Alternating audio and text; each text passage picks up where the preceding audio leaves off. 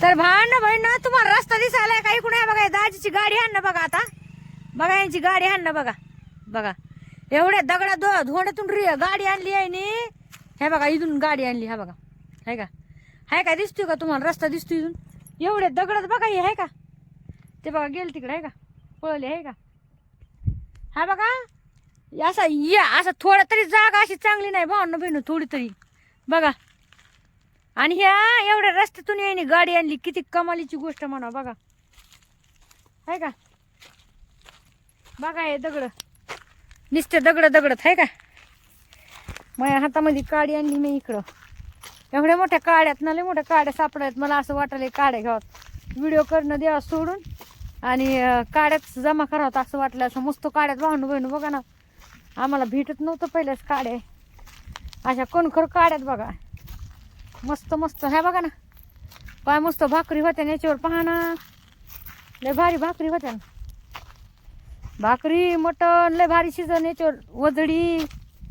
हे बघा गावरे हे बघा आहे का गावरे आहे का तुम्ही मला सांगितलं तुम्ही गोळा कशाला करलात घरी घेऊन जाणत नाही काय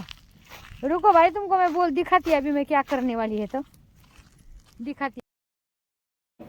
तर मित्रांनो आपलं जे रोजचं जीवन आहे धावपळीचं मला काय वाटतं माहिती का त्याच्यातून थोडा का व्हायना आपल्यासाठी आपण वेळ काढला पाहिजे आणि असं मस्तपैकी असं फिरायला जायला पाहिजे किंवा समजा तुमच्या जवळपास काही असलं चांगलं पर्यटक जागा तर तिथं पण जाऊन मस्तपैकी एन्जॉय करायला पाहिजे हे जीवन आहे हो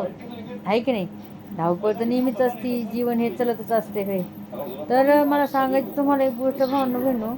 हे डोंगर दिसते का तुम्हाला थोडी पण अशी म्हणजे जागा नाही इथून गाडी आणला दिसते दगड दिसतात का तुम्हाला पूर्ण दगड दाजीनं इथून गाडी आणली ह्या एवढ्या डोंगरावर गाडी आणली ते आणि खरंच चला मी तर कमाल केली बाबा दाजी पहिले ते ढोरं सांभाळायचे म्हणून दाजीला समजा आयडिया माहीत आहे की नाही पण बघा ना असं एक पण जागा नाही ते दगड नाही आणि इतक्यात पण त्याने गाडी आणली खरंच चला मग आता सुरुवात करूया आपण लाईक शेअर कमेंट करायला विसरू जाऊ नका भावना बहिणो गरीबाचे पण व्हिडिओ बघा जरा असं नका जाऊ आणि याच्या प्यायला मस्त पैकी भावना बहिणो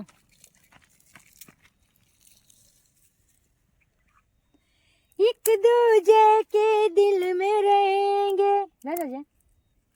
क्या करना है घर सौदागर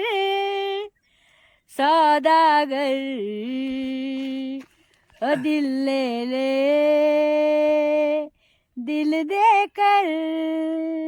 माझ्यासारखी मेहनत करून दाखव दाजी किस द्या तुम्ही तरी काय मेहनत चालू राहते द्यायचं मी काय मेहनत नाही करत का स्वतःचीच लाल मी लय मेहनत करतो आम्ही पण मेहनत करतो